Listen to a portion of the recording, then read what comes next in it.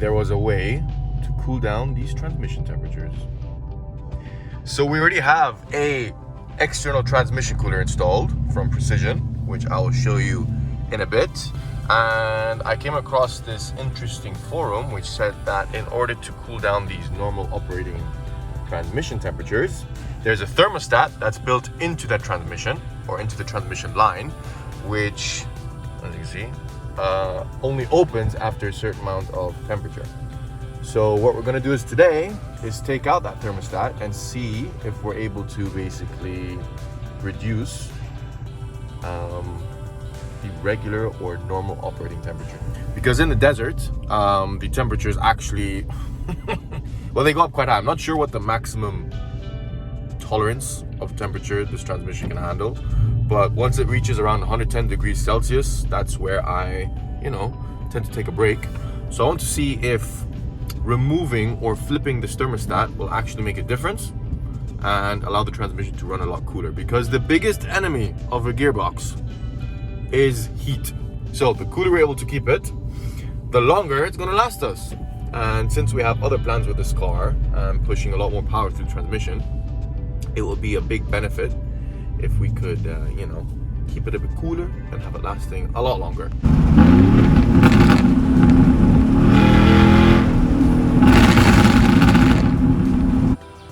Not sure if you can see them, but we already have, so that is a Precision transmission cooler, which is basically the exact same thing as a lot of you guys know, the True Cool one.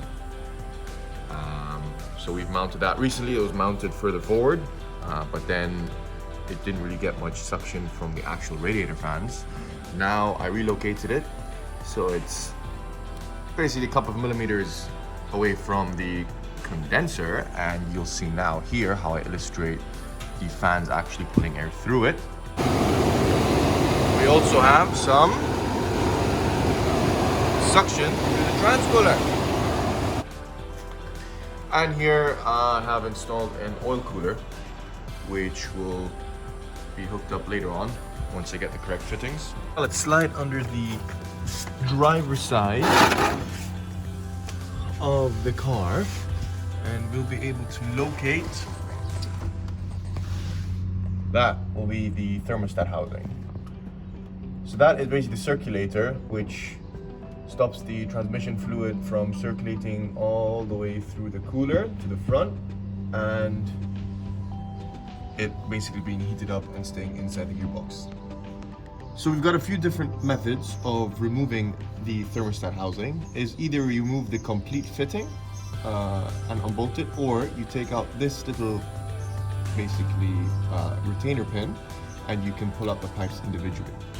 Then we'll take off the 13mm bolt and make sure that you have your oil pan ready, because all the fluid that's in the transmission cooler lines, as well as some might come out the transmission. Now, if you can wiggle these back and forth, you'll be able to pry them out, and then we can undo the 13mm bolt and take off the complete housing.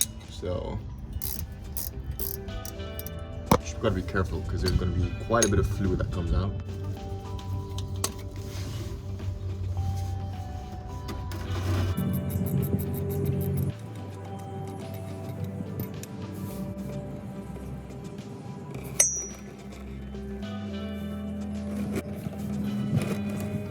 Managed to clean it up a bit as best as we could to remove all these sort of grime, sand, or whatever else has built up on it.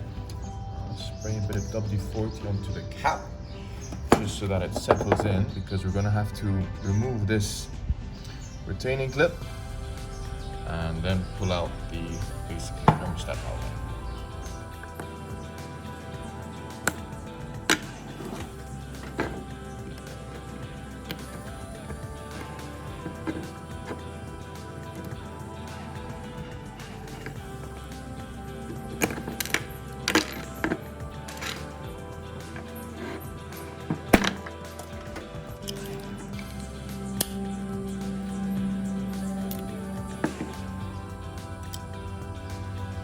So how this works is, you've got the two holes that bolt onto the transmission. which is one circuit, and then the second circuit is the two outputs that go to the transcooler. So how this thermostat works is that when it's warm, as you can see, this sort of stopper piston is closed, so it only allows the transmission fluid to flow through this port and go back into transmission and basically circulate throughout that circuit. Now, once the transmission heats up to a certain temperature, that spring, I'm not sure if you can see it, pushes down on this piston and allows the secondary circuit to open and the fluid to pass through the transmission cooler and come back in and recirculate in the transmission. So all we have to do now is basically take this piston, there's still a spring in the bottom, we take this piston, use the other spring that sits inside it, and flip it upside down, drop it back inside, put the spring back on top of it so it holds it closed, and we can reinstall the cap. So what that does is basically bypass the thermostat, and instead of the transmission circulating through itself the whole time, straight away once you start the car, it will basically circulate through the transmission cooler and come back into the transmission. So that's all this does. You have a few kits out there which still incorporate the thermostat, but I feel since I live in a country that is very hot, it can only benefit having the transmission run at a much cooler rate. So yeah, so we have the piston in, upside down. Now we're just gonna clean these over here so that we get a good seal when we put it all back together. So that's all we gotta do.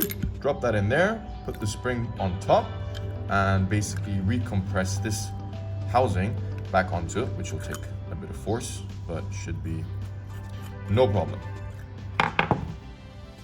After cleaning up the housing and the components, it's nice and clean inside now, because we don't want any sort of dirt to get into the transmission, because those then might get translated into the valve body, which will cause all types of issues. Just got the circlip back. Now we're gonna have to compress it, push it down, and reinstall it, which is going to be not too fun.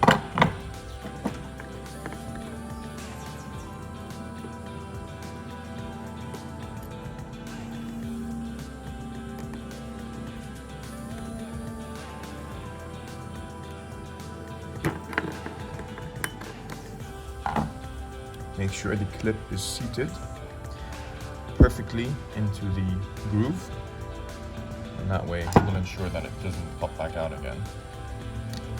So now just do the reverse of the removal and we'll see what sort of trans temps we then get. What I like to do is install these clips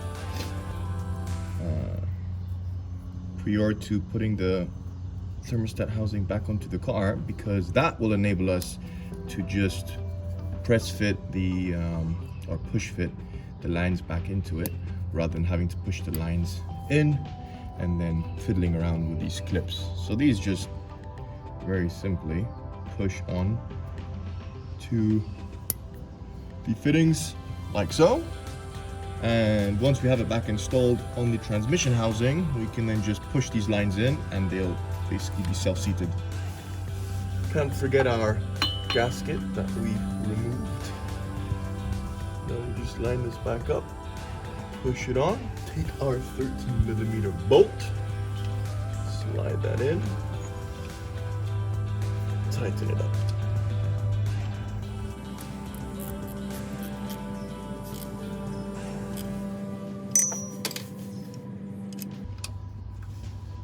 Now pop in line 1, that was, you could feel the retaining clip pop into place. And the secondary line might be a bit more difficult because of the angle, but you can just massage it out the way. There we go. So now we wiggle it back in. After we put it all back together, we'll start it up.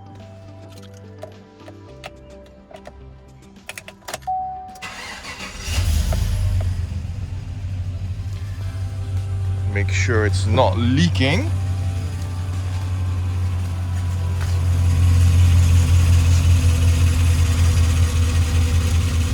That leak was there from before, so we'll just ignore that.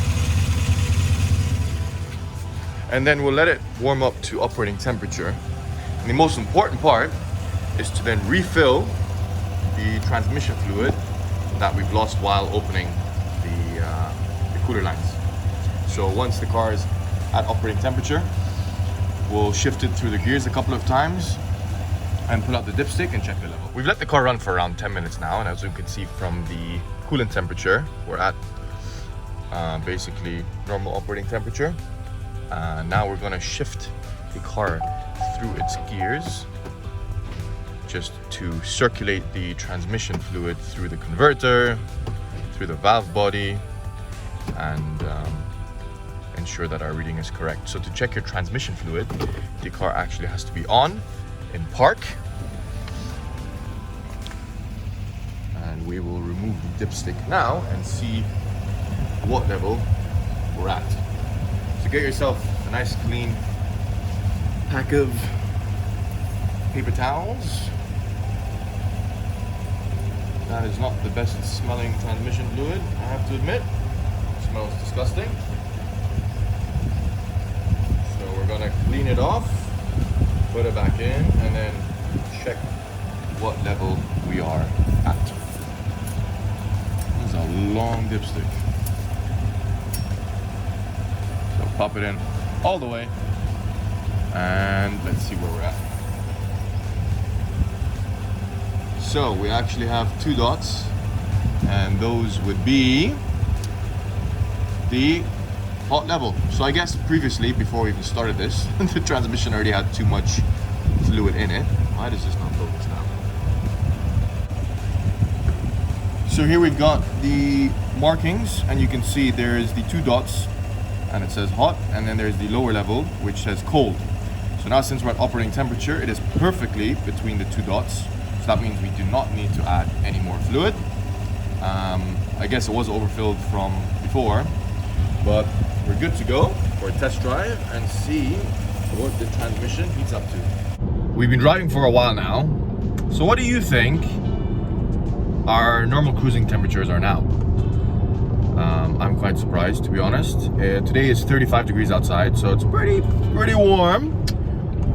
And it's going down even further. So before we saw it, we used to sit around between, I'd say, 85 and 95 degrees, depending on highway traffic, this and that. Now we're sitting at 67, and it's fluctuating between 68 and 66. So I think that's a huge improvement. It'll be interesting to see how it does off-road now, if it has improved the overall cooling of it or not. So I guess we'll see that on the weekend. And stick around for the next video, because we're going to attempt to remove the all-annoying V4 mode.